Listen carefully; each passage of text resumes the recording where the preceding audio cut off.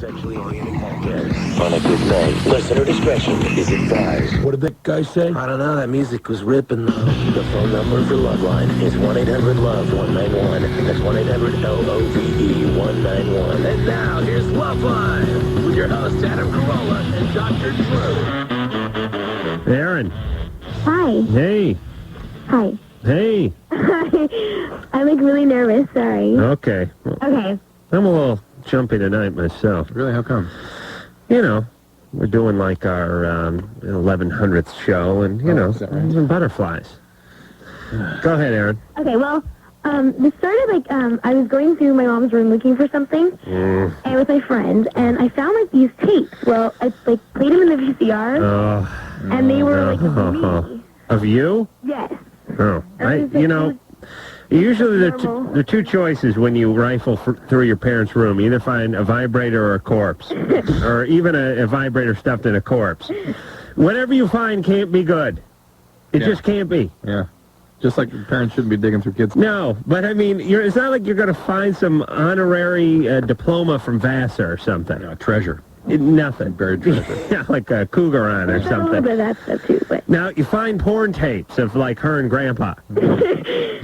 Okay, so you found a tape, a VCR tape. More than one tape. There was like a bunch of tapes. Mm-hmm. Of like me, just like sitting there, like having phone conversations and stuff. Like a surveillance tape? Yeah, like a surveillance. Like, how would it have been taken? I have no idea. Like somewhere in my room, I guess. Yeah, but... Oh, boy. Here's the question. Who would have done it? Was there somebody holding the camera and it was being shot through a window, or did the thing look like it was shot from the vantage point of your closet? I mean, like from the vantage point. Of what vantage point? I have no idea, but like from like the corner. There was like. But listen, Jacko, hold on. Okay. You know your room, right? Yeah. You know the difference between being on the closet side of your room or the bathroom side of your room or the bed side of your room, right? Uh-huh. You couldn't watch the tape and discern within about 30 seconds where in your room this photograph or this image was taken from? Side, I guess. From the closet. So she had it tucked up like in the closet shelf? Yeah. Uh-huh. But I looked and there's like nothing there. Right. But they're like more recent. Like there's like different days. Why would your parents want to survey you? What's I don't know. Like the first thing I thought was like, I got a new boyfriend and they like started not trusting me and stuff because he's like, I don't know, my parents were like really racist and he was like a black guy and they were like kind of getting a little... Great. You know, I'd love to see a graphic. I'd say 95% of kids that are born to racist families just bring home a black guy right off the top. There you go. Screw you. Hey, Ma. Hey, Mom, I want you to meet Geraldine. Have you been having... What's up, sucker? Oh, come on. You've been having other trouble behaving? I mean... That's Flip Wilson. I understand. Okay. What? Your parents been otherwise upset with you? Not really. Like, mostly, like, they trust me and stuff. Like, I'm an only child, so it's like, hard. Do they have tons of money? Yeah. I mean, you wonder what it takes to be able to just decide to start video surveillance of your child. Well, wait a minute. It doesn't take tons of money. It just takes it takes a camera and you put it in the closet. Do your parents have tons of... What kind of car do they drive? We have, like, different ones. We have, like, a Mercedes that my dad drives. Okay. I just want to make sure, because, you know, my dad used to make $2,000 a month, and I thought that was a lot of money. Now I realize how pathetic it was. But the point is, you know, when you're, like, 11, $2,000 a month, my God, do you know how much hard candy that buys? All right, so...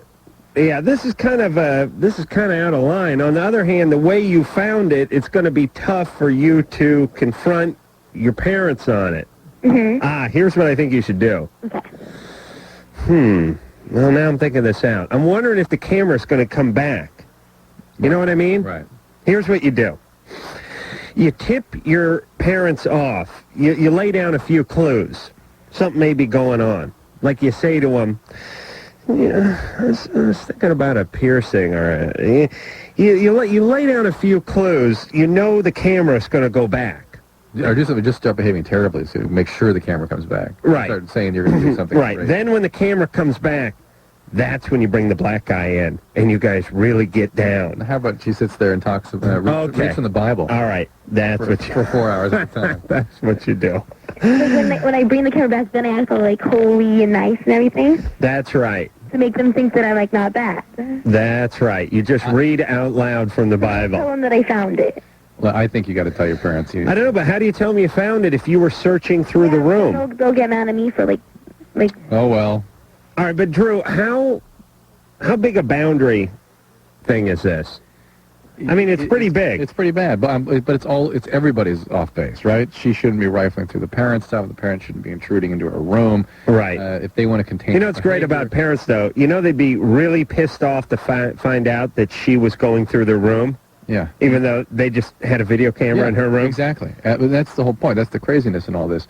If they are having trouble containing her behavior, they should get some assistance, some guidance, some professional input on, like a camera crew. No, how to contain this. It's not about. I mean, it's not about. These things are rarely about detection. About figuring out what is she or isn't she doing. It's about laying down some particular boundaries and creating consequences if they're not met. All right, but Drew. Yeah. Don't you think with these, pinhole cameras now, these cameras can be put in, clock radios. Yeah. And now this latest thing where you can tell if people are lying over the phone. You heard about this thing? No. You basically hook something up to your phone. I call you up. I say, Drew, did you miss me when I was on vacation last week? And then the meter starts going into the red when you say yes. Wow. And I know you're lying your little ass off. Interesting. Here's my point. Don't you think that if a parent had some money and was motivated, with technology being what it is today, there's just not a thing they wouldn't know if they wanted to? Right. Do you think that's a good idea? You're going to do something with your kids. No. You're going to put one of those scanners on your kids' foreheads, aren't you, and check them in and check them out of the house? Yeah. Oh, yeah, we'll do that. Those barcodes? No, but, Drew, don't you think that someday technology is going to catch up to, like, pedophilia, for instance? I hope so. We'll have a camera in every preschool. We'll have some sort of device or some chip or some way of ascertaining as to whether your child had been screwed around with or molested. I could see that kind of thing happening, yeah. Okay. You want to start the show? Yes. Phone number, 1-800-LOVE-191. Fax number, 310-854-4455. I'm Adam Carolla. That is Dr. Drew. Dr. Drew is a board-certified physician and addiction medicine specialist. Plastilina Mosh is here. I think I said that all right. Yep. I did?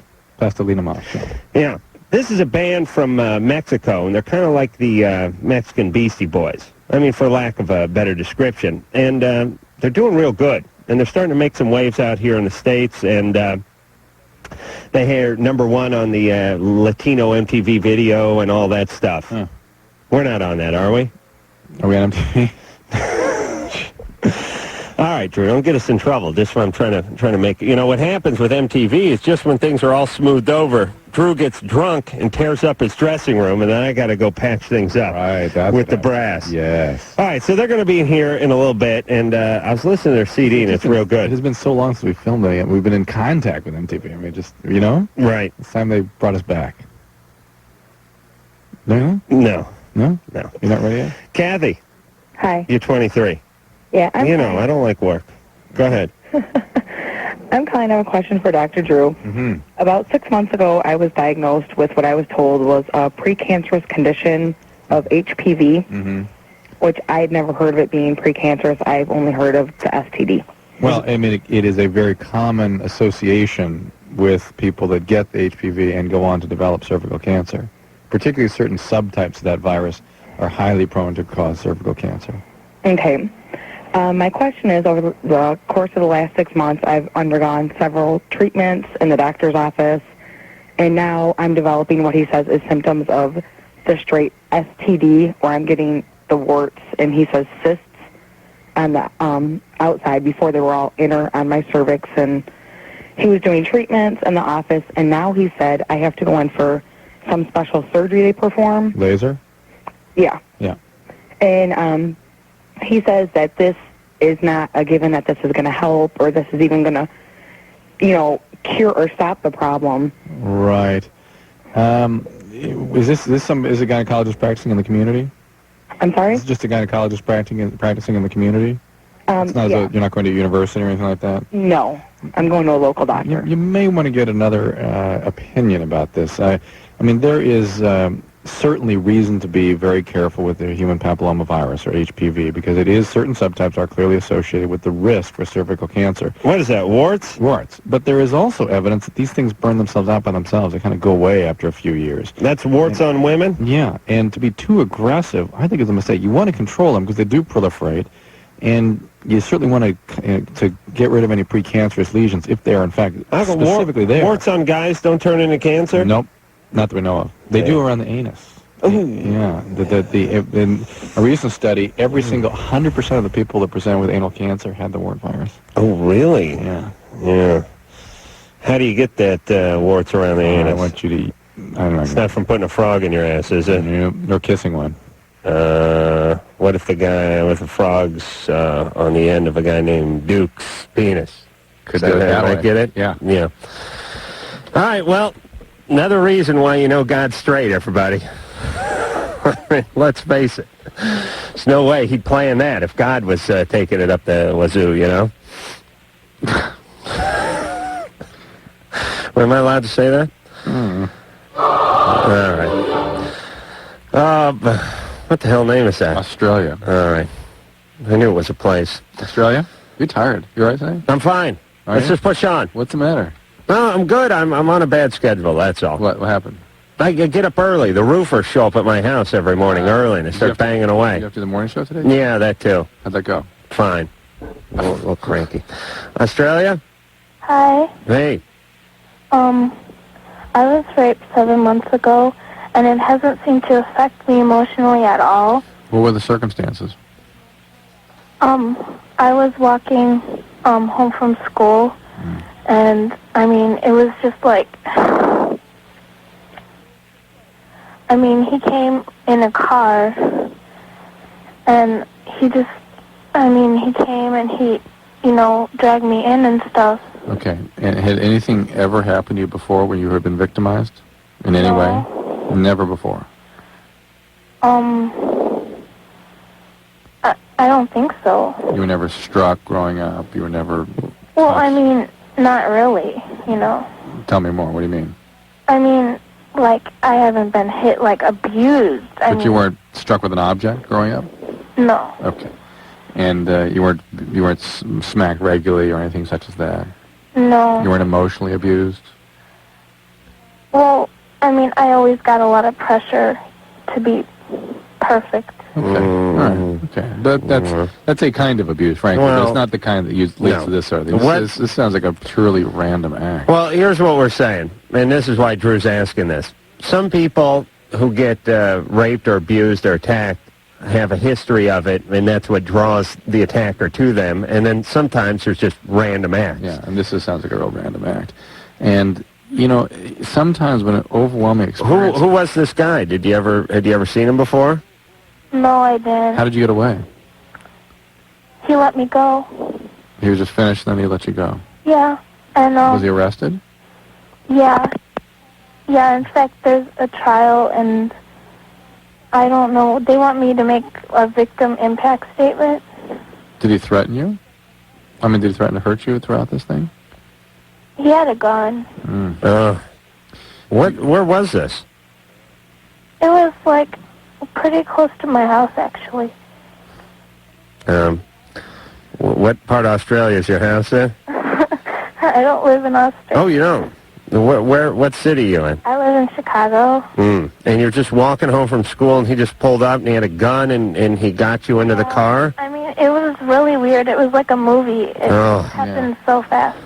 Oh. And that's Australia. I mean... And how did they catch the guy? Well, when they took me to the hospital, they did, like, all this exams and stuff like that, and I don't know. I mean, like, I guess they, found evidence and stuff. So, like, when I went to the police station, they like, showed me all these pictures. people. Yeah. Right. Here's the beauty of this country. Hold on a second, Australia. Let me yell for a second. The guy, I'm sure the guy had been popped for rape before. The judge gave him 17 years, but that was cut to 48 months because we had to make some room for a gay couple that smoked weed. or some guy was propositioning a hooker. Do you know what I'm saying?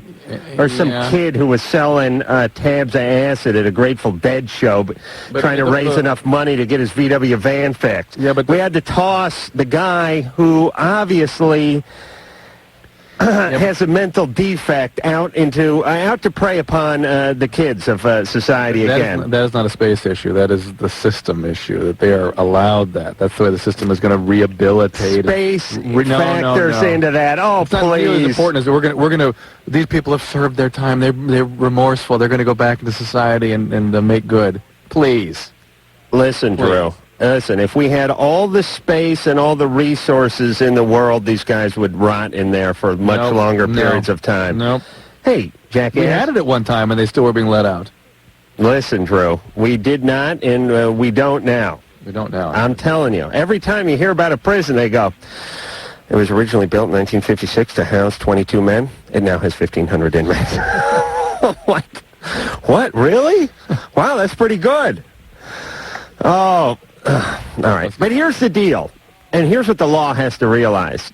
If you think that it's okay to, drag a 12-year-old into the bushes and have your way with her, you don't get better from that. No. That's just the way you are, brother. That's it. You don't, and maybe you're that way because somebody dragged you into the bushes, but now you're 36, and we don't got time to change you. Yeah. You might be different at 70. All right, we'll let you out at 70. Yeah. Even then, you get one of those bracelets. Australia? Yeah. Okay, so here's the deal. It's natural for you to distance yourself from the whole experience and to make it seem like it was a movie. That's a form of denial. It's a way of your brain protecting itself from the overwhelming feelings that come with this experience. But believe me, this has affected you. It's just you're not really experiencing it yet. It is extremely important that you stay in some sort of treatment for this. It can affect you for years to come if you don't take care of yourself and get in some sort of treatment, whether it's individual therapy or rape survivor group, something where you can get through the feelings that are so deeply buried right now. Do you have an eating disorder? Oh. Yes. Well, Yes. Yeah? You're giving us a history of somebody that the business of needing to be perfect and all that is oftentimes what leads to an eating disorder. Do you have that? well, I'll go with yes. yeah. Wait, hold on. Let me try a little test. Drew, eating disorder? Yes. No. Oh, me? Yeah. No. You sure? Food issues. All right. I'm just saying, you don't think about it if you don't, right? No. Okay. How are your folks taking this? What are they doing? Well, the problem is my mom is really concerned because she thinks I should feel bad about it, and she's worried that maybe, like, I'm cold-hearted and I don't... No, Australia, What please. the- That is ridiculous. That is ridiculous. And you sure your mom thinks that, or are you just kind of reading that into her? Well, she said that one time. Okay, but the fact is, this is a way you protect yourself from overwhelming feelings that they're there. This cannot be an experience that goes unnoticed emotionally. You must get treatment. Are you hearing me? You must. Well, doesn't the courts, or doesn't her overprotective or over domineering family, wouldn't they insist on that? Yeah, the overwhelming family wants everything just to be back in okay. They can't deal with her being a separate person with vulnerabilities. So they are apt to just be very distorted, unrealistic with how they approach this. How outraged would you be if some guy who had a long rap sheet of that kind of behavior got hold of a family member? It scares me what would happen to me, because I swear to God, my whole life would become about pursuing these people. And my life would be obsessed with replacing you on the show, so... What a wonderful opportunity for you. Well, I'm just saying, if your whole life would be consumed, as far as bringing this guy to justice, and I'd, have to get Dr. Bruce's people in and crunch some numbers. Listen, everybody, when you're into whatever you're into sexually, and here's what I've learned from this show, whether your folks got you into it, God got you into it, your first boyfriend got you into it, or the neighbor who wore bathrobes and dress shoes at the same time and black socks. Whoever got you into whatever you're into sexually, baby, you are in. Yeah. You are in. Yeah. I love those big breasts.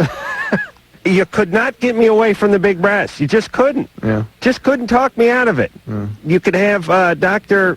dig up Freud and Jung, and they could all sit with me in a prison cell for 10 years and try to talk me out of the big breasts. Well, I would just want more big breasts. It's why. And when you're into the kids, you're into the kids. It's why. That's right. And it's why people who have tried to struggle with treating things like fetishes have found it so difficult, because these things are deeply entrenched biological sort of circuits. Yeah. That are very bound up to the very survival mechanisms of the human being. Right. And to undo them takes an enormous amount of work, and even then it may not be possible. These are automobiles whose frame is riddled with rust, and there's no amount of paint or Bondo that's going to fix this. Believe you me. Yeah, you could do That's it if you'd pulled the whole thing apart. You had 6 years to do it. Don't have enough time. Not a big enough body shop. That. That's right. That's right. Nobody has That's right. So let's just put them down. Let's just put them down. Why? Liz, can't you? Oh, you're laughing. Wait till someone gets hold of you.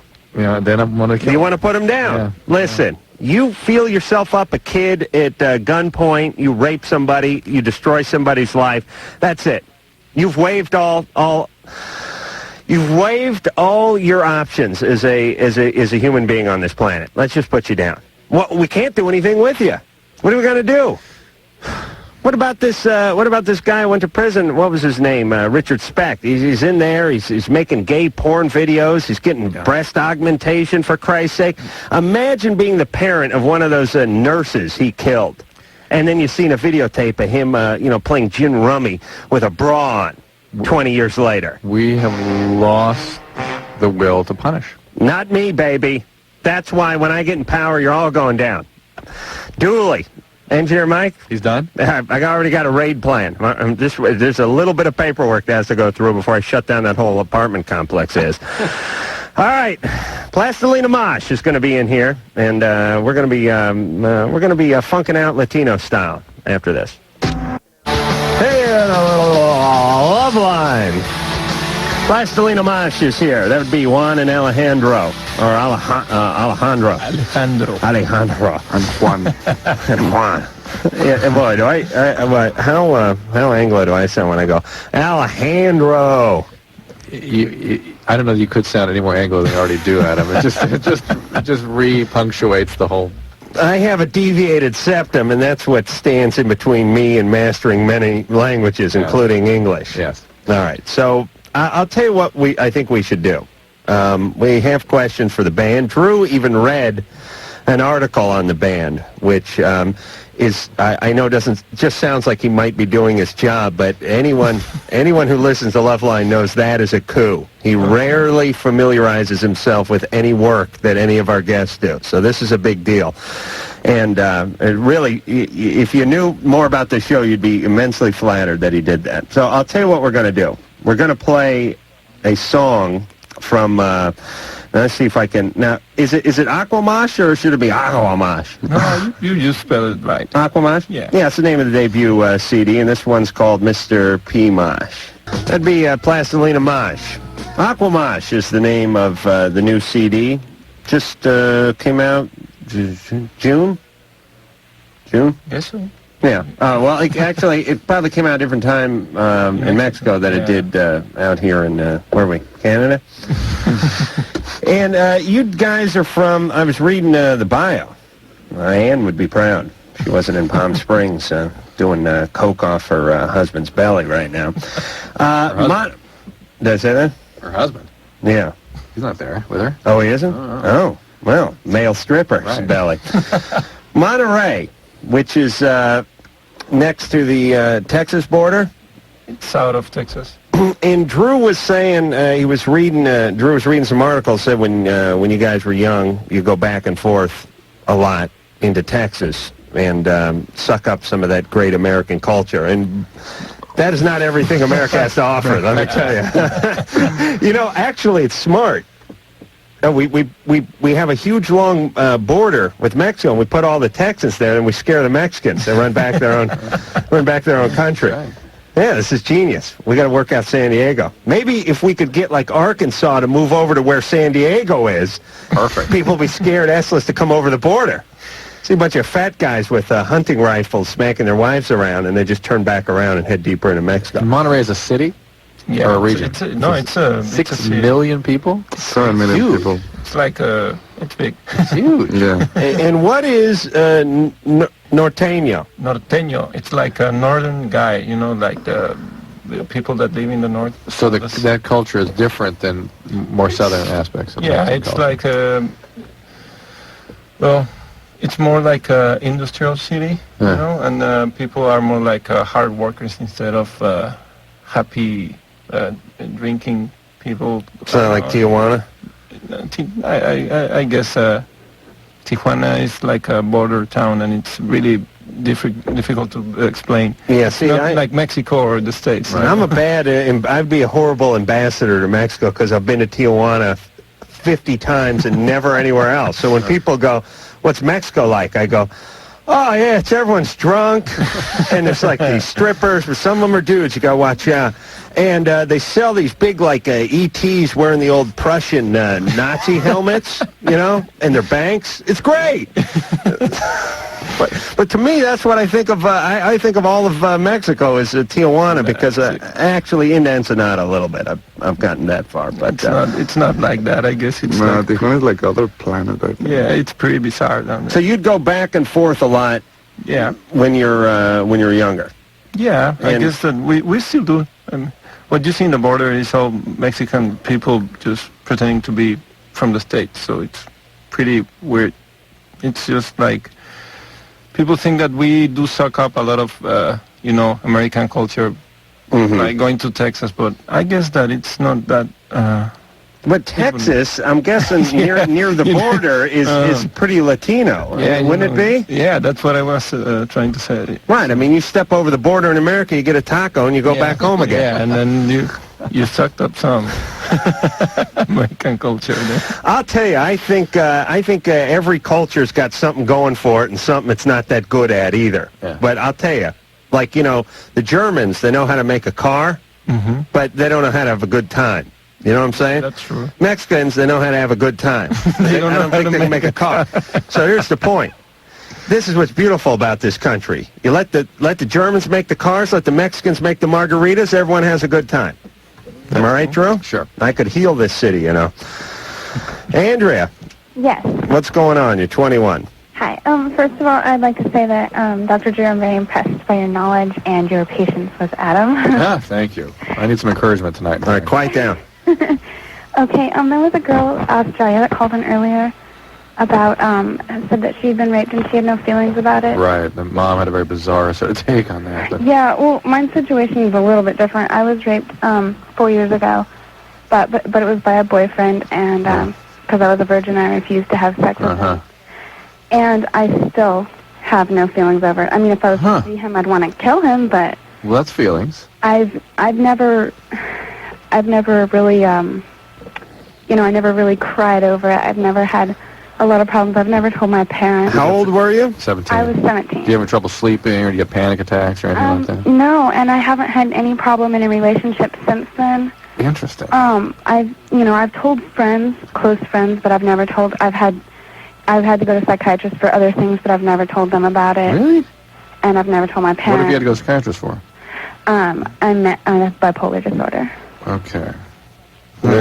How long had you been going out with the guy? I had been with him for 2 months. Are you- And did you end the relationship when he did this? Yeah, actually, I didn't end it because of that, though. I ended it because he was cheating on me with my best friend. Had you? I mean, this is just the whole situation is a very victimizing circumstance. Yeah. Had you been victimized otherwise prior to that? No. And let me stop you and say that's why I was exploring that line of questioning with the other caller, is that when people are victims, when that's the way they've been their whole life, oftentimes they're very good at detaching from their feelings and just being ice cold about these sorts of things, because that's what they do. That's what they are. They're able to be victims like that and just move on and not have any attachment to any of their affect. And there's a huge price to be paid for that usually. Well, I don't know. I was emotionally abused by my parents, but other than that, I wouldn't. In what way? My father always called me worthless child. Okay. All right. So pretty significant stuff. I mean, not overt, horrible abuse, but significant emotional abuse. Kind of cuts deep. Yeah. Oh, boy. So that may be why you weren't able to connect with any feelings. You just expected that sort of relationship, and that's what you were trying to make right, and, of course, acted out again with an abuser. All right, Drew? Yeah. You want to sell a call? Oh, break already? Well, we'll play a song, you know. I was explaining to the boys about the Texas culture.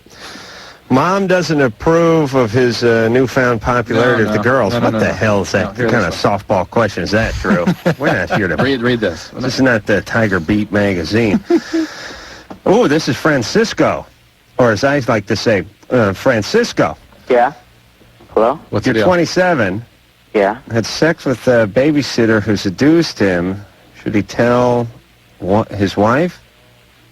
What's your name again? Francisco? Doesn't he sound 14? What? Yeah. Hey, Francisco? Yeah. What year were you born? Around 70s. Around the 70s. Yeah, that's what I do. I sort of round, my birth age. Like people go, when are you born? Off the top of my, I don't have any documentation in front of me, but I'll go like, I don't know, somewhere between like 63 and 67 usually. That's a pretty good number. That's good. Listen, dickweed, if you're going to, all of you people who are going to lie about anything, spend at least a minute and a half getting your story straight in any aspect of life, whether you're calling a radio show, whether you're going into the DMV and trying to get a fake license, whether you're trying to lie to your girlfriend, whatever it is, turn off the TV set, put down the bong, just take one moment. But Adam, we're going to get him anyway. I'm saying just one moment of quiet time and get your rap together. We'll get them another minute on the radio. If you're doing it over the phone, I would have a little cheat sheet. I would have a little, little piece of paper, and I'd write down, let's see, I'm 27, that means I was born in 71, and... Pick a date. Just pick a date. Yeah, you know what you could do? It would be novel. Use your own birth date. Just go ahead and switch the year to make it work. What a retard. Let me tell you. Francisco? Yeah. Okay. So again, you're born around 70s? Do I don't really want to give my age out. Okay, This guy's an asshole. so he still had sex with the babysitter, but doesn't want to give his real age out. Well, this is interesting. Maybe, Drew, maybe he did have sex with the babysitter, and he doesn't want people to know his age, so he made himself a different age. Please. He told the screeners what his age was, for one thing. All right. And he's supposed to be married, and he's still 12. Okay. Hey, listen. Yeah. Francisco? Yeah. Have yourself a nice glass of chocolate milk, whack off, and go to bed. Okay? It's too late for you to be up. You have to apologize! All right, we'll be back. Oh, all right. Oh, I see. I thought you were playing Weren't that. you going to play that drum? Drew misinformed me a little. All right. Well, here, you try now. Well, wait a minute. Let Juan get in here and hear a little American rap in here. Put your headphones on there, Juan. Okay. All right, you ready? Here we go. What's cracking, y'all? This Dub C for the West Side Connect Gang. Y'all know this still West Side on mine, chilling on the Loveline. Y'all know what time it is. Dub C, the shadiest one. Packing that pistola, chilling with my homeboy, Ace Rockola. That's me. Fool, I thought you knew. Chilling with my homeboy, Dr. Drew. That's the him. shadiest one. Listen to this. Turn it up, turn it up. That's Rihanna. Ooh, I got That's why this country's so great. That was it. That's all I got. Now, what we were saying to Plastilina Mosh while we were playing their song is obviously a lot of it was in Spanish, and Alejandro was asking Drew whether he understood any of it, and Drew said no, but he doesn't understand any of the American rapping anyway. And I said, here's a good example. Play Dub C. I didn't understand a effing word Dub C said, but sounded good. All right, Drew? Yeah. You ready to keep... You know what? Actually, I think I'll give a couple... let me give the phone number out. 1-800-LOVE-191. Good idea. We haven't done that once yet tonight. And our email address now is loveline@earthlink.com. Fax 310-85.net. What did I say? .fax? .net. Earthlink.net. Fax is 310-854-4455. Let me give a couple of dates where you can find Plastilina Mosh, by the way. July 25th, which is, when is that? Saturday? They'll be in Huntington Beach, and the 26th they'll be in San Diego, and August 6th they'll be in San Francisco, and the 7th of August they'll be in Los Angeles, and the August 8th they'll be in San Diego, or how do you say San Diego? San Diego. Oh, okay. San Diego. That's pretty close. San Diego. August 9th, they'll be in Phoenix. August 11th, they'll be in Denver. And the 12th, they'll be in the Salt Lake City. And August 13th, they'll be in Portland. Then Vancouver the 14th, Seattle the 15th. And August 23rd through the 26th, they'll be in Miami. Have you been to many or any of these places? Some of them. What do you like? I have Texas. You like, have you been to Seattle, for instance? No, we've been... Same as Texas. I guess so. I like San Francisco. Oh, yeah, that's nice. Yeah. Yeah, everyone likes San Francisco. Katie, Yeah? hey, you're 16. Yeah. What's going on? I went out with this 18-year-old, and then I dumped him because I wanted to stay a virgin till I was married. And then he, sits outside my bedroom window at night. What? Now, let me get this clear. You dumped him because he was pressuring you so much to have sex? Yeah. And now he still sort of stalks you? Yeah. As though he expects somehow he's going to have a physical relationship with you, or he really was in love with you and he wants you to know that? I guess he was really in love with me or something. Are you just really done with him? Yeah. All right, then you got to bring in whatever force is necessary to eject this guy. How long did you go out with him? A year and a half. Oh, really? Yeah. But what was it, the fact that he pressured you for sex, or were you just kind of done, too? Well, I really, really wanted to stay a virgin until I was married, and he really pushed me. But as a result of that, though, you really lost some of your feelings, sort of got spoiled, huh? Yeah. You're done. Yeah. He has to know that. You got to make that crystal clear to him. And then you have to start doing things like calling the police when he sits on your property and hangs out, because there has to be some way to contain him. You cannot give him even an inch or a sense that he could possibly rekindle something with you, even a negative relationship. How do you know he's out there? Because he knocks on my window. That's nice. Oh. And he'll call my name, and I'll go up, and I'll tell him to go away. Mm-hmm. And he just sits there. Tell your parents. They'll go away. Let me tell you, when I have a daughter, I'm setting her ass up in the basement. I don't want any guys out there tossing the pebbles at the windows. I don't want any of these guys. They're like cats in an alley. Oh yes. They just start collecting on the fence. Yeah. Could you imagine Yowling, that? fighting. Yeah. Throw a shoe at him every once in a while. I'm going to have my daughter's room's going to be like Hitler's bunker. That's what I'm going to call it. It's going to be like the guy in Goonies. Remember that movie? True. You never saw Goonies, I saw did Goonies. you? I did. You did? Yes, I can't remember what. What guy in Goonies? The one that moved, it's here? I was seeing it in the monster, basement or something like that. You what? The brother, the ugly guy. True, you never saw Goonies. I saw Goonies. I can barely remember it, but I saw it. That's like American. I know, but They end up on some. Drew, have you heard of the movie The Shining? Mm-hmm. Drew hasn't seen that. Three-quarters of Mexico's seen The Anyway, Shining, I and saw you haven't seen Titanic it. finally last weekend. I tell you Really? that.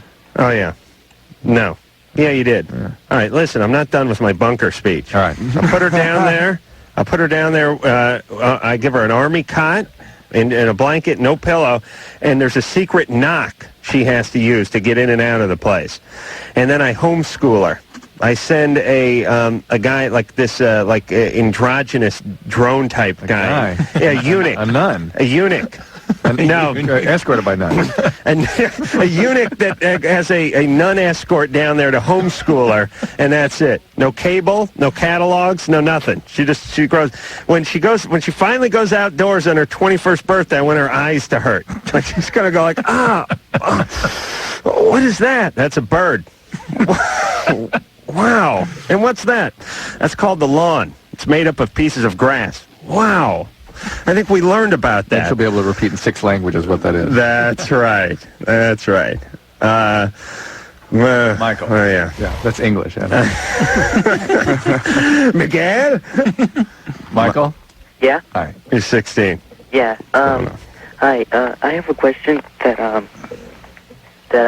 my mom, she's not letting me, I don't know. She just doesn't like the way I'm being. Well, I'm popular now. I last time I checked, I didn't have that many friends, and now like it's just a sudden boom of friends. Is that a mixed blessing, huh? What changed things? Well, see, what happened was I like, I don't know. I didn't get into a band, but I started learning guitar. Oh. And This is you weren't following Adam's advice, were you? And dealing weed. well, sort of. I listen to the show a lot. Oh, really? Adam, stop saying that. It's so Sort of, kind of like, almost not. kind of like your mentor. Yeah, sort of. Like if you had an older guy who didn't really care or know your name, Yeah. but he was still your mentor. Yeah. Yeah. Like on TV, you know. Right. Yeah. Anyways, after that, I mean, people just started, you know, calling me up and stuff and saying, "Hey, how's it going?" And I guess, you know. Well, so all right. So, what? Your mom has a problem with this? Well, see, first she was just fine because, like, if I didn't have that many friends. Isn't parenting such an impossible task? You worry forever. Oh my God, he doesn't have any friends. He doesn't have any friends. What's wrong with my son? Oh my God, he's got too many friends. What are we going to do about that? Yeah, That's no. parenting. Right. Well, actually, she I think this is the way I feel about it. That when I didn't have that many friends and they were all busy, then I would go off and spend time with her. Mm-hmm. And now that I have like so many friends, and Is your dad not around? my dad died Mm-hmm. after I was born. And your mom doesn't have a lot of friends herself? She has more friends than me. Right. And You're not responsible for your mom's feelings if she is a little bit anxious about you sort of moving away from the home. okay. You need to be careful and choose your friends wisely and not get sort of swept into something that may not be healthy for you, but to have a lot of friends is a good thing. Hey, Alejandro. Yeah. I mean, Alejandro. Alejandro. Did you guys, you know Juan growing up? Yeah, Jonas was a really like popular guy when he started playing guitar. Oh, really? See? How about before playing guitar? No. No friends. See? Mom worried about him. I was popular because I got like a lot of G.I. Joe action figures. Oh, really? Yeah, that was it. Joe. This is how we're going to take over Mexico. We slowly infiltrate them with our little Bring them to life. little soldiers. Yeah. We're going to throw the switch and animate all the G.I. Joes in Mexico in just a couple of hours and take over. So, I mean, how old were you when you guys were friends? I mean, when did you meet? I think I was like 15. Something like that. Uh-huh. Yeah. And but the band, well, how old are you guys now? I'm 22. 25. And the band is fairly new. Yeah. So you guys were just doing your own thing musically We just when you were like, younger and got together later? Yeah, we just started making songs for fun. Right. But you knew each other for Many years. 5-8 years before you started to make the music together. Yeah, that's right. I played Nintendo before that. This is going to be our story, Drew. I think we should start, according to this timetable, we're going to start our band in about 3 years. It would be cool. Yeah. And Better start working on we'll play the record every night on the show. I will. All right. Yeah, write that last one down, Drew. I think that's a keeper. Drew, I'm more entertaining off the air, all right? I've noticed that. Oh, if we could just tape the commercials and play them back during the show. Boy, would this be a good show. All right, we're going to take a little 10-second top of the hour break, and we'll be right back. This is Loveline on Radio Station. NRK is Portland. Rock. NRK. That's what it was, I'm sure. All right. Plastilina Mosh is the name of the group. That'd be Juan and Carolla. And they're in here hanging out with us, and they're part of what you'd call the, I don't know, what should I call it? The Latino rock, let's see. No, it's not rock. Well, what do you guys want to call yourselves? I mean, Música contemporánea joven. contemporary new music? Yeah, something like that. No, Terno, new music. Oh, like What do you call it? What alternative? Yeah, it's like, Alternativo. yeah, Latino Alternativo. Something like that. Yeah. Contemporary music, I think it's Right. better. Hey, you know, I'll tell you, it's not a bad idea because I think the number 1 and number 2 station in Los Angeles is Latino, right, Drew? Yep. And I would imagine it might be that way in Texas. Is it that way in Texas? Yeah, in Texas there are like Bobby Pulido and Selena and Yeah. all that Tex-Mex stuff. Right. Mexico's big down there. And I don't know if there's a bunch of, I don't know where else in the country, Drew, is there a bunch of Latino? Is it Miami, you think there's? Not, I mean, Texas, California, New Mexico, Arizona, Texas, I'm sure along the border there. New York, I guess, has some Latinos. Not what we do down Southwest. Southwest is just... Southwest is it's huge. packed. Yeah, that's why we're moving to Canada. But as soon as we get that ISDN line hooked up out in Montreal, Drew and I are going to be doing the show from a trailer. But the point is if the number one station in Los Angeles is Latino, and I think the number two station in non-English. Non-English, yeah. You might as well come over here and sell some records. Right. Right. That's what we're doing tonight. That's right. All right. Now, don't forget who your friends are when you guys are in charge. Well, we got to kiss up to the Mexicans because they're going to they're going to take over. Yeah. All right. That was their land originally, right? Mm-hmm.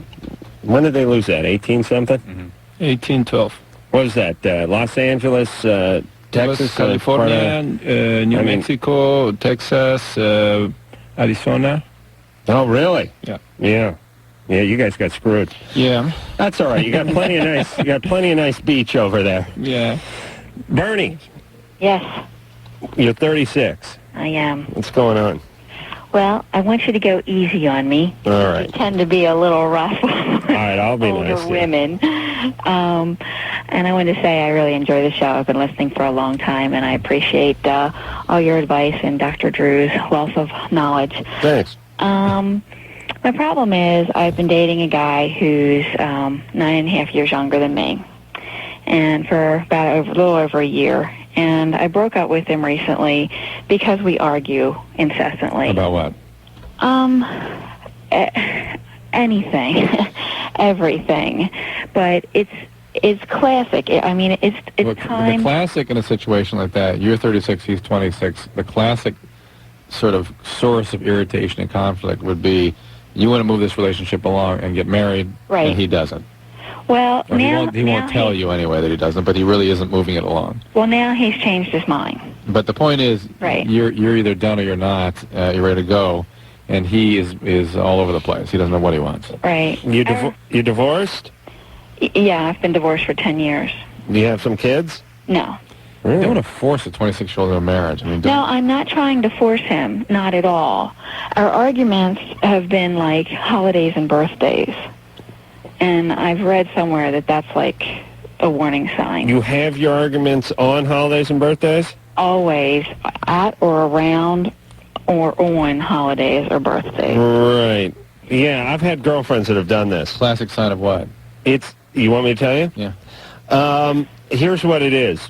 There's, okay, here's my theory. Although, Drew, as we all know, any theory of mine is fact, right?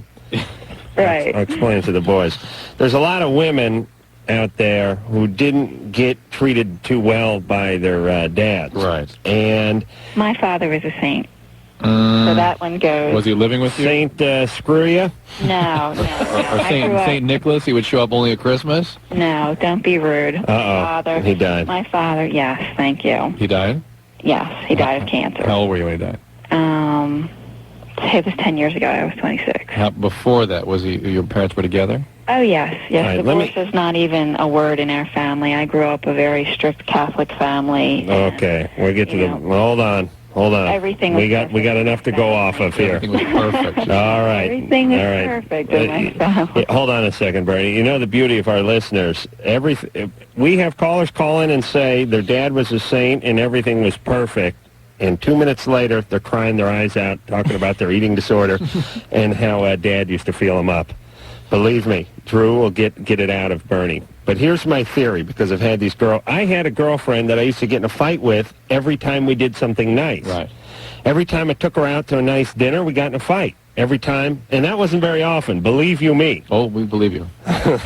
We know you. Every holiday, except for Jewish holidays, we got ourselves into a fight. This is the stripper. And I realized, no, this isn't the stripper.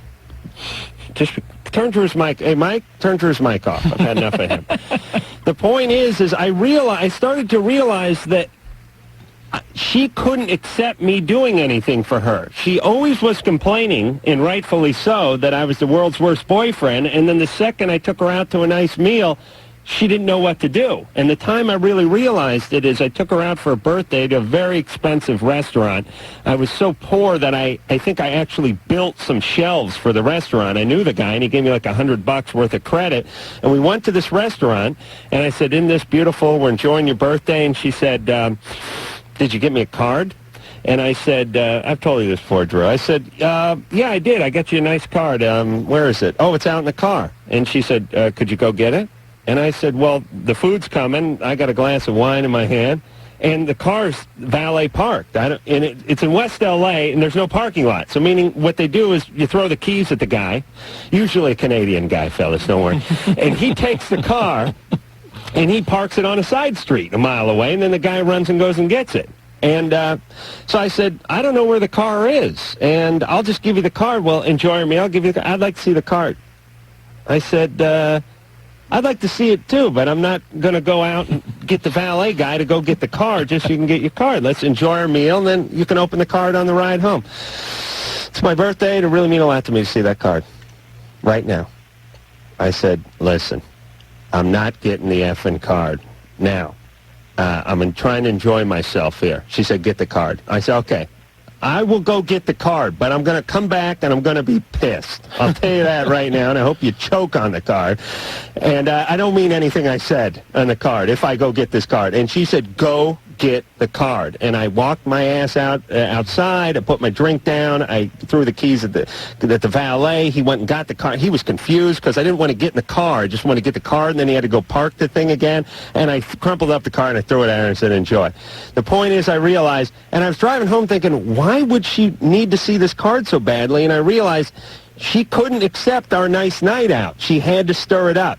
She had to get it going. And actually it worked. I'm such a chump. I was pissed the whole time.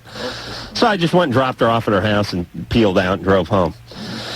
Why did you go out with her? Oh, boy. That's a healthy person's Alejandro, he's asking all the hard-hitting questions. Were you treated bad when you were at Oh, for Christ's sake. You never listen to the show. Please. He whines on all night about it. But he must not have said anything that part tonight. Talk about Alejandro's a genius, this man. Forget the band. You gotta be a therapist. I don't know. She was good looking. I was stupid. I don't know. Mom locked herself in a closet. No, she didn't lock herself. Would you stop saying that? She listened to the show, and then she gives me crap. Now, but okay, there you go. There you go. I didn't get along great with my mom growing up, so I didn't pick the greatest, most sane women as a youth. Although I'm all over that now. Starting to like Drew's wife, as a matter of fact. Wait a minute, it's time for more therapy. All right, so Bernie. So anyway, yes. Yeah. My problem is that, I've broken off this relationship, and, that was a great story, Adam, but, I'm usually the one who pays for the nice dinners out, thanks. Right, but do you have hey, smart ass, do you have difficulty accepting when a guy is good to you? No, not at all. He bought me a beautiful Fuji mountain bike for my birthday, and I'm still thanking him last year for it, I'm very appreciative of his gifts. We had a wonderful... All right, so why do you fight every time an occasion comes up? It's just ridiculous. Just stupid, ridiculous things. I'm picking up something here. He wants to be with his friends, okay, but he wants me there too. And when I don't participate in a volleyball game, which I stink at, and I was wearing a dress at a particular party, then he ignores me. So it's like, you want to be with your friends or you want an ornament. Make up your mind. But it takes two to tango, and if you guys are fighting on every occasion, there's some dynamic going on with you too. And I've tried since March to, try to make things work out. And, Let me just ask a couple questions. What's your ethnic background? This is going to be a funny line of questioning, but just bear with me. You mean I'm Irish? Irish. Dad is Irish? German. Dad is Irish? No, Dad is Welsh. Welsh. And Mom is Irish? Irish-German. And who drinks? Nobody. I just am really picking up on this. There's no momentum without, nobody has fights around alcohol and things? No. I mean, I have other family, like uncles and whatnot, but not... Whose brothers are those? My mother's. Okay. So you've never noticed any momentum with alcohol with your mom? No. Does she drink at all? No. Do you have a brother and sister who drinks or use drugs? Yes. Okay. There's addiction in your family? Yes. Okay. That's what I'm picking up on. And this guy, addict, okay, may not see it yet, but that's the flavor of this relationship. Well, that's what my sense is. You know, is He's this an like, he's an alcoholic. is he? Well, he doesn't appear to be right now, but I know, you know, from my previous marriage that he has great potential. And your previous marriage was with an alcoholic? Yes. All right, so you had the most wonderful family in the world, except for the part about some substance addictions and you being compelled to marry an alcoholic. Well, he was an alcoholic when I married him. Bernie. A functioning, whatever. Bernie. See, I told you we start getting into something. Yeah. Right. Believe me, we should work for the FBI, Drew. You should give me $1. We'd have people confessing to crimes they didn't even commit. Would have caught this Unabomber 20 years ago. This is really a codependent relationship. It really is. Okay. I mean, that's the quality. That's the overriding quality to this relationship. And Codependent on him or on me? You on him. Why? I broke it off. He wants to get back together. He's putting flowers on my car and calling me and telling me how much he loves me. Well, believe me, the addicts addicts can't stand it when the codependent starts getting better and leaves. I mean, that blows their mind. They have severe abandonment issues and powerlessness issues. Well, that's what I'm detecting, and that's what I'm saying, you know. But you are the one, the only you can do is improve your situation, and you need that's to... what I've tried to do by breaking it off. All right, then good. Be done with it. You're done. That's it. He's an alcoholic, you're done. You don't want to be involved with an alcoholic. Find that guy's 42 and sober. The fact is, you're not done. You're calling a radio station. You're in massive denial. I had to kind of sleuth out the codependent quality of this relationship. You need at least do some reading on it. Read Codependent No More. I have, and I've gone to John Gray and done all that wonderful stuff. No, I don't read John Gray so much, but you know, in order to try to save the relationship. The idea is not saving Who's John Gray? He wrote Men Are From Mexico, Women Are From Canada? Yes, that one. That's it. But it's not about saving the relationship. It is about getting healthier and growing out of this codependent posture you're in. And believe me... Give me $1 for that one. All right, I'm giving... You guys got... How many pesos in a dollar now? 4 billion? What'd they do with that? Did they figure... You know, when I was a kid, there was like 8 pesos per the dollar. Mm-hmm. And then I remember about 10 years ago, it was like 27,000 or something. It's pretty easy. But then they knocked it back down again, right? They just take out a zero at the end. 3 zeros. Maybe 2 or a couple of them. How many pesos in a dollar now? It's say 9 pesos. 9? 9? Yeah. But wasn't it like I don't know, 900 or something at some point? It would be 9,000, something like that, right? 9,000? Yeah. I mean, they just take out zeros. The great thing though, when you go to Mexican travel, you just pay in dollars. Yeah. They didn't bother with the peso. How much is that drink? $42. You know the beauty. And can you guys give Drew $1? No, I don't have $1. I have pesos if he likes. Yeah, give him some pesos. Yeah, pesos. He'll hammer those at the hospital. When I drove into Tijuana, I may have been drunk. I don't remember, but I remember 1 peso. I went to Tijuana in like 1980, and I remember looking at a billboard of some bank that said like we pay 7,000% or something. I don't remember what it was, Drew. Do you know what I'm talking about? Yeah. I was thinking to myself, I got to get some. I was drunk, but I thought I got to get some money into this bank. I had some sort of whitewater Tijuana scheme going, but it never panned out. Drew? United States of Mexico. I don't know if they refer to themselves. Really? No. Estados Unidos. Mexicanos. Vicky, Yes. you're 23. Yes, I am. You're on with Plastilina. Hi, Plastilina Mosh. Hello. Uh-oh. She knows. Yeah. Do you speak I'm a Spanish? big fan. Huh? Great. Thank Yes, hello. Where are you from? I'm up in Northern California. Mm-hmm. And I just wanted to know, how does Plastilina Mosh see themselves in this, like, whole American scene? I mean, they're totally new to it, so I just wanted to know, like, why should everybody buy their CD now? If you like it, you buy it. If you don't like it, don't buy it. Well, what is it about it? Like, what is your influences, and what else other than... Does that affect you buying the album if we tell you our influences? Yeah. I don't give her a hard time. She's trying to move some product here. Okay, Jonas? What's different? Right here. You mean, Yeah. is your question, Vicky, like what's different about like, this than other stuff okay, they could What's get? so different from everything else that's going on in this U.S., like, music scene, that I want to know, like, why I want to influence people to buy Plastilina Mosh, so you tell me why everybody should buy it. Ay, caray. No entiendo bien la pregunta, ese es mi problema, güey. ¿Qué dirías tú para que la gente comprara el disco? Bueno, eso. Ay, hablas español en el alma, güey. ¿Cómo no, hijo? Bueno, ya este es totalmente un programa para gente que habla español. We'll explain to you later. Yeah, now it's our program. That's all right. I speak fluent. It's going to be like a Latino. What the hell did you say? Vicky, what did they tell you? Practically nothing. Yeah, we're the same. Translation, please. Okay, I guess that... I have a good idea. Why don't we hear Monster Truck? Okay. Yeah, And we'll let the album speak for itself. Yeah. I mean, if you're listening and you want to know what makes this project different from other projects or why you need to go out and buy it, we'll just play it. And if you decide you need to go out and buy it, you go out and buy it. Bueno, la respuesta la voy a hacer en español porque no suena nada. Puede ser... No, porque somos muchos que escuchamos este show también que hablamos inglés y español. Eso es bueno. Como quieras, ver. Pero, bueno, no suena muy americanizado. Eso, bueno, maybe what Jonas is saying is that it doesn't sound that different. Well, maybe it doesn't sound that American oriented. Maybe it has something different that people would get into. Yeah. Well, good.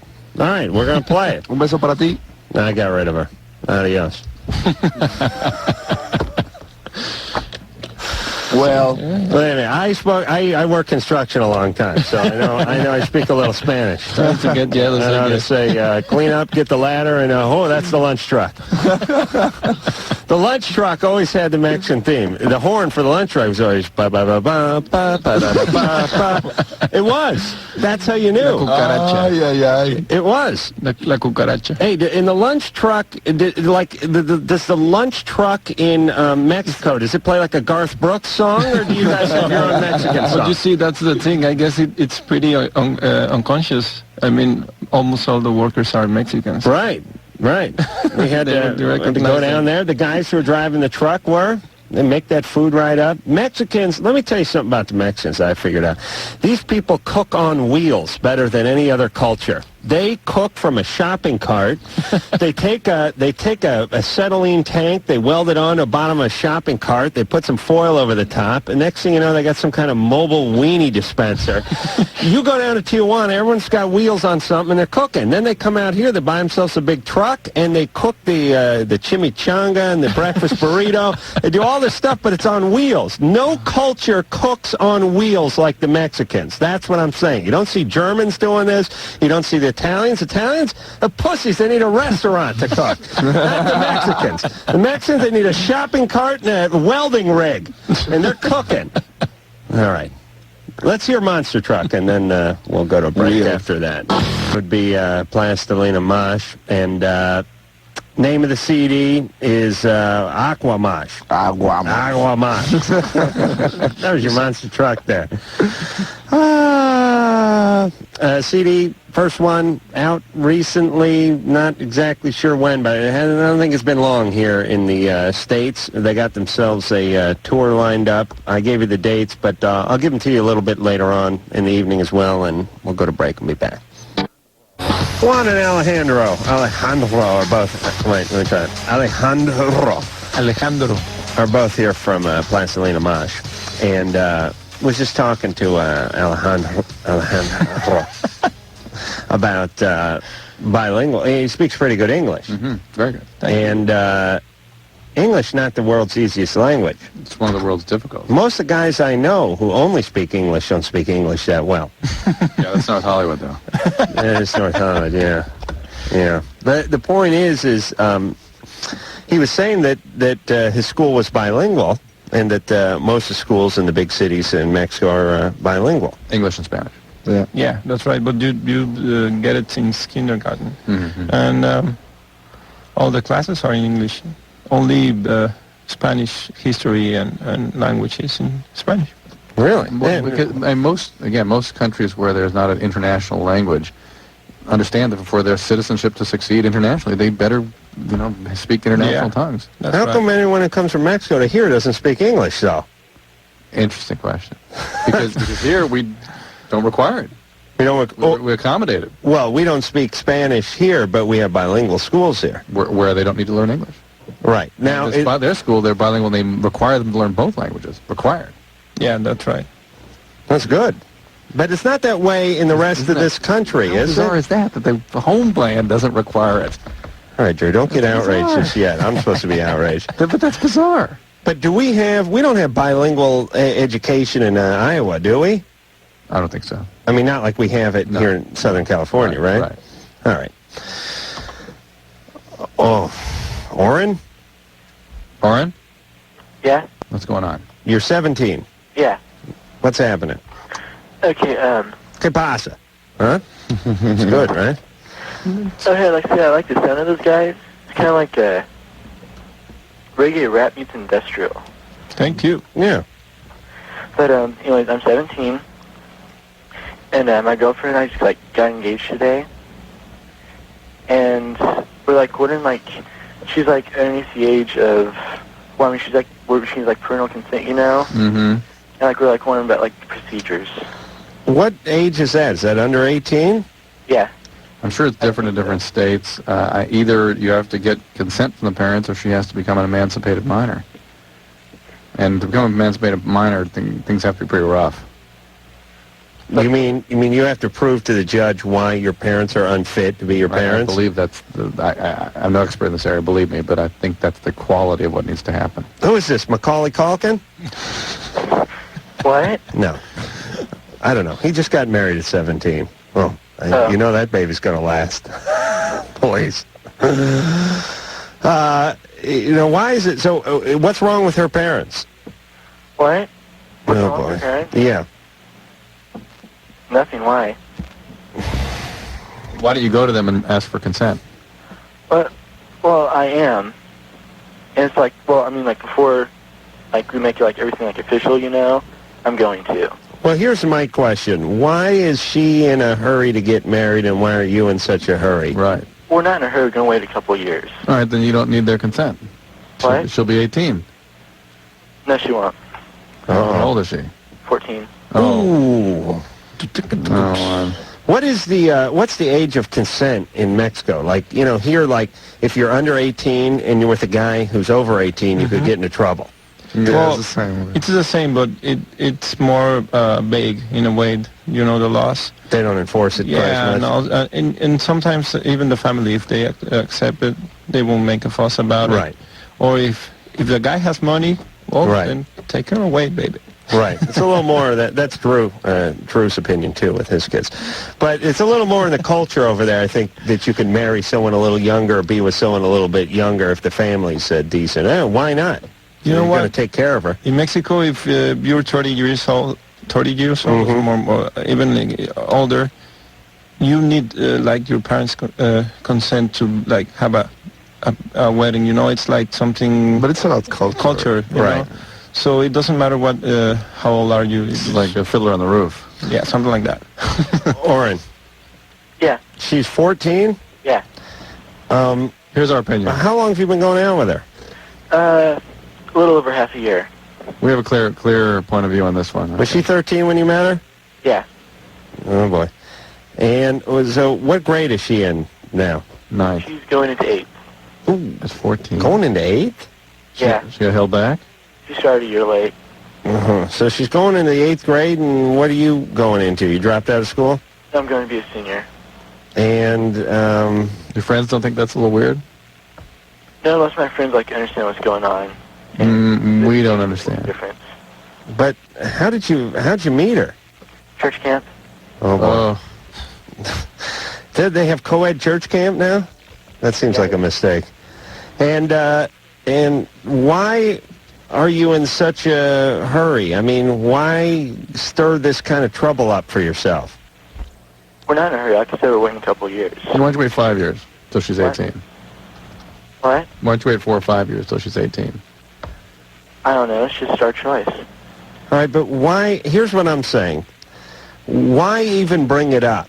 I mean, why even talk about it? Right. It's not. Most people your age have relationships but don't get married, and if they do, they certainly don't last. What I mean is, she's 13 or she's 14 and you're 17, so fine. You guys have been going out for 6 months, so you just continue to go out. And then a little bit later on, when she gets a little bit older, you ask her if she wants to marry you. You're supporting yourselves and you're adults. What? Oh, boy. He's not. He doesn't want to hear anything. Hello? Yeah. You still there? Yeah. Barely, though. What? All right. My cord listen's going dead. All right, listen. Are you gonna confront her parents and ask her? Yeah. Ask them? Yeah. Do they like you? Yeah. They do. Yeah. What's wrong with them? Is there something wrong with them? No. No. Okay. Well, if there's nothing wrong with them, they're going to shoot you. Yes. That's right. All right. I don't know what your question is, Oren. Go ahead and ask him. Make an ass of yourself. But I don't understand why you have to do it. Why don't you just go out with her? What? Okay. This guy's an asshole. Oh, boy. Don't get married. Don't do it. Yeah, the ironic thing. 35. Yeah, I'm 34. I'm telling my girlfriend I'm too young. Any time to think. Not ready. Yeah. I'm twice Oren's age. Oh, can you imagine this jackass coming over to your house wanting to marry your daughter, though? Oh, boy. You could see him. I could see his girlfriend's dad. You want to marry my daughter? What? You think you make a good husband and provider, huh? Okay. All right, give it a little time, Oren. Oren, I didn't have enough time to get into what Oren's deal was, but Oren had something up. And so obviously to the girlfriend, for sure. Mm-hmm. And therefore must also the parents. Right, because who's going to let their chick in 8th grade go out with a senior in high school? All right. Joe. Especially that one. Yeah. Joe? What's up? Hey, 25. I hate to say it, but I was almost ready to fall asleep. The only reason why I stayed on the line is because I got a couple buddies making side bets on you guys, what you're going to say. But All right, listen, I don't need that attitude. Joe's been on hold for 109 minutes. Do you understand that? And this is his attitude? Joe? Is it Andrew or Drew? Andrew or Drew? Joe? Yeah. I'm going to go to a commercial. Okay. I'm gonna let What's my dad doing in Israel? I'm going to let you think about your tone. All right? Okay. I'll let your buddies talk to you, and then we're going to come back. All right, boss. All right. We're going to meet a whole new Joe when we come back. Plastilina Mosh is here. What band is this? Oh, this is Rage? Yeah, I'm hip. You're down with Rage, right? I know Rage is. What are they raging against, Drew? The man. The machine. What kind of machine? Like a lawnmower? No, the machine stands for... The man. That's right. It's not Rage Against a Machine. You know, like a tiller or some sort of farm equipment. It's the machine. That's a society. You guys know what I mean? The combine. Yeah. We got a lot of folks raging against the machine around here. In Mexico, do they have people, like, pissed off young teenagers who are, mad at society and want to take everything down? Do they have much of that, or they just shoot them? No, there's, I guess that you can find that everywhere in the world. This country's, here's what this country has. It's chock full of people that either love it or hate it.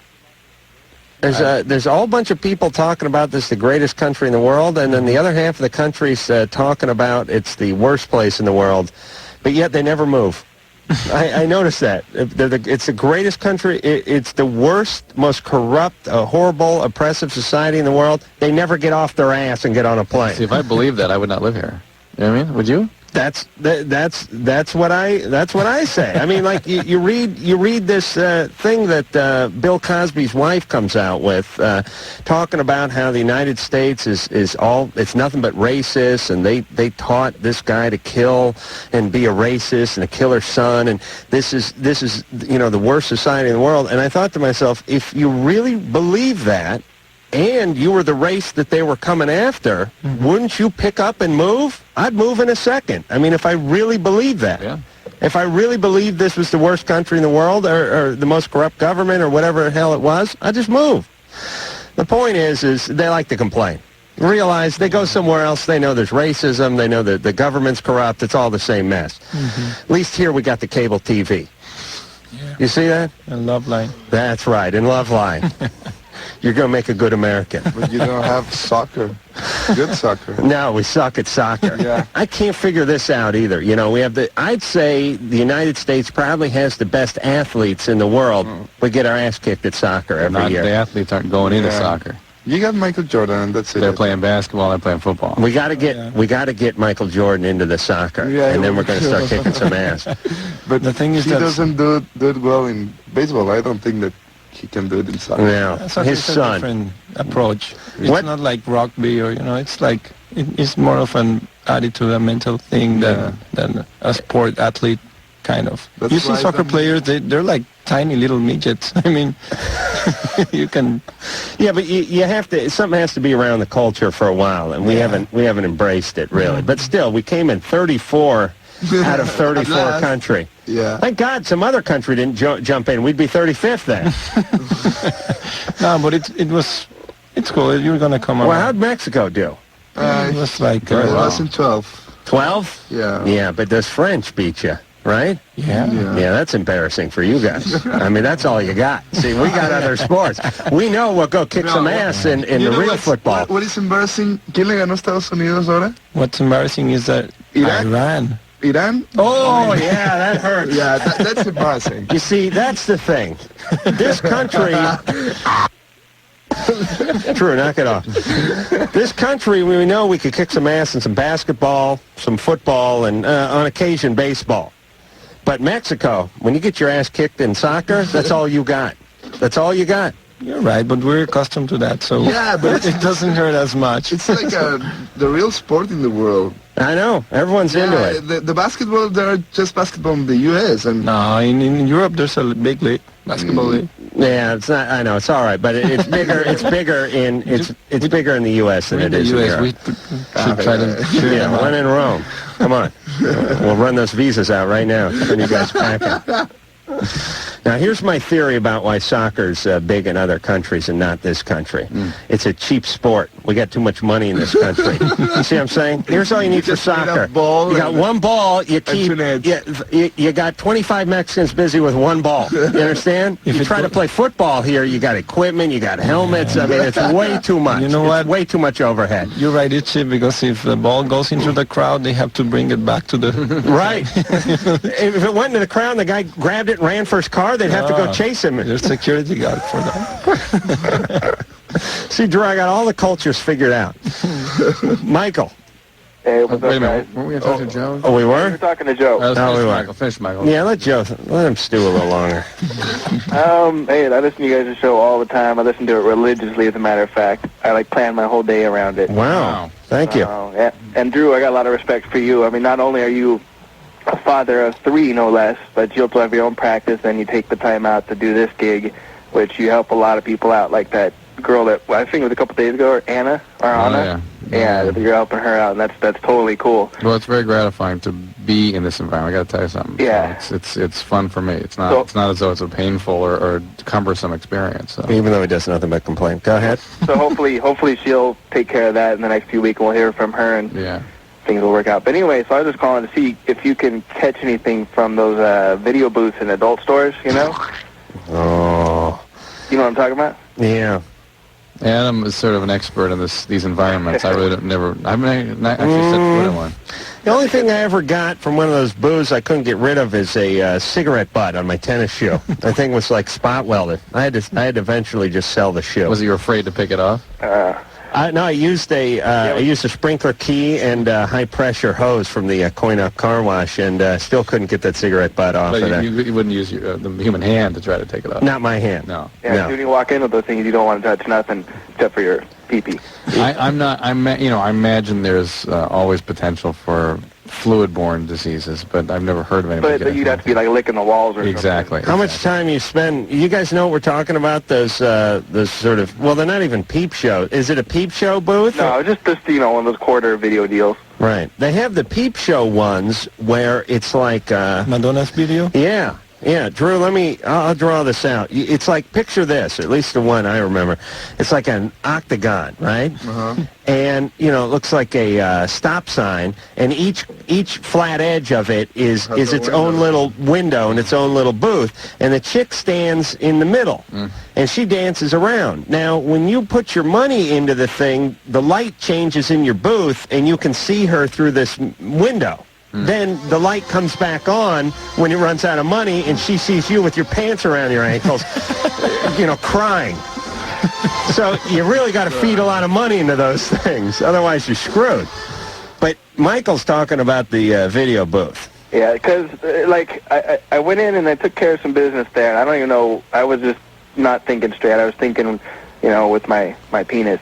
Yeah. And then, But then, after it, I don't know if this would manifest itself through guilt or whatnot, but, that the little clear pre-ejaculate that comes out right before that's used for lubrication, that it will clear it, and I get that's coming out now, all the time, just randomly. Leaking. Yeah.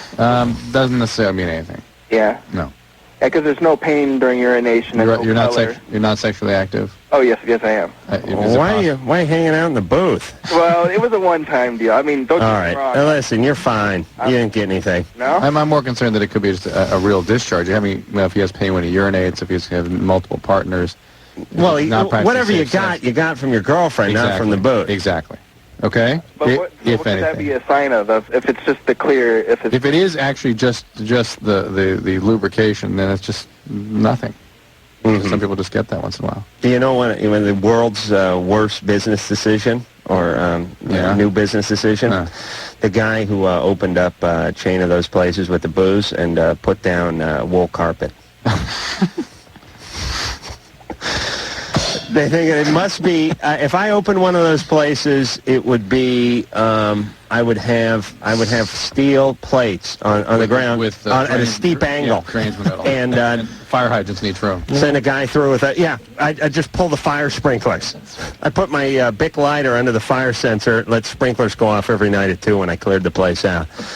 Oh, what a detail. You ever been to one of those things and see the guys cleaning up? Yeah, in Mexico, they usually put, how you call acerrín? Paper towels? No, it's like, little chops of tiny chops of like wood. sawdust. Yeah, like at a bar. Yeah, like the bars, so that they can just shovel it out. Right. It's sort of the same theory that when your car leaks oil in the driveway, you put kitty litter on it to kind of soak it up. No, it's where you keep animals. It's a barn. It's all barn. Just a barn. That's what you do with the floor of a barn. Put sawdust down. Yeah, sawdust. Take it a hay or sawdust. It's the same. All right. Yeah. It should be peanut shells. Imagine you got 3/4 an inch of that stuff stuck to your Hirachis when you leave that place every day. Let's finish with Joe. He's all right. A whole 2 hours. Hey, Joe? Hey, sorry about that. That's all right. You guys are probably a little... Anyways, that's all right. Bottom line, make it... I could go to... not... You see how everyone's attitude straightens out? That's great. Okay, well, anyways, I go visit my girlfriend in Arizona, and I go down there for 3 days a couple of weeks ago, and so I'm kicking back in the room, and sure and lo and behold, her mom walks in, and I don't have sex with her or anything, but her mom basically hits on me, and I kind of feel guilty because she jerked me off. The mom did? The mom did? Yeah. And so, okay, wait, hold on, let me, but I want to go into, okay, now the mom is she's so strict a little bit on me going over there. We can't sleep in the same bedroom together, right? I have my own room because she lives there right now with her mom. She's getting a road safe license, so I go there. We can't sleep in the same room in the bed. I mean, we have sex in her house, but we can't sleep together because, her mom believes you should wait till you get married. And her mom is a nutcase. You mean when you go over there to visit? Right, exactly. So you're out of town. I could figure out her mom's a nutcase. I realize that right now. My question, do I tell her? I'm not marrying the mom, so who really cares? But the bottom line is I got to go back there. I'm going to go on vacation. I'm going to be going back out there for 2 weeks. So do I tell the girl? All right. Does mom drink? She's not an alcoholic from what I know. I don't hang out with the mom. Was she intoxicated at the time when this happened? Excuse me? Was mom intoxicated when this happened? She was drinking wine. Yeah. But I swear, the mom's single, don't get me wrong, she's not married, so her dad lives out here. Yeah, but mom is really a problem. Mom's pretty screwed up. Right, no, I know, I definitely figured that out now, but like I said, I like this girl. We didn't have sex until I was 23, with this girl. We have total respect for each other. I like her. I want her to move back here. She came from that mom. Okay, but, well, hold on a second, Joe.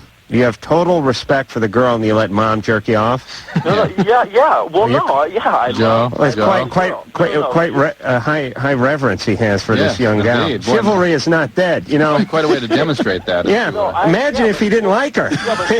Mom's ass would be sore. I'll tell you that. Yeah, but saying that is like saying, well, just because your parents are one way, you're going to be the same way. That's not right. We didn't say that. I am saying that, though. Here's what I'm saying. Hold on, we gotta go to break. But I am saying that the acorn usually doesn't fall too far from the tree. This woman, this mother's nuts. Yes. The girl who's 24, 25 is still living at home with this mom, and there's something up with her. Otherwise, she would not be with Joe, who's a piece of ass himself. She picks Joe, who's a guy who would allow mom to jerk him off. That's the guy she picks. Right. It's always fun when Drew says jerk off. Plastilina Mosh is the name of the band. Agua Mosh is the name of the CD. Go out and get it. Thanks a lot, guys. Thank you. Had a fun time with you guys. That's great. All right.